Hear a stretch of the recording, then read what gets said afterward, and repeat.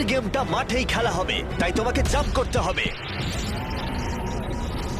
3, 2, 1। Oh my God!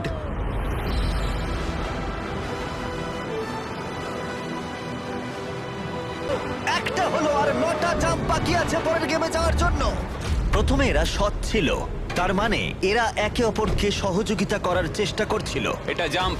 Sky dive enjoy করো। ও সত্যি বলেছে, ও একদমই সত্যি বলেছে। এটা এলিমিনেট। কিন্তু শোনো, আমি এখানে থাকতে চাই। না আমি নেব না।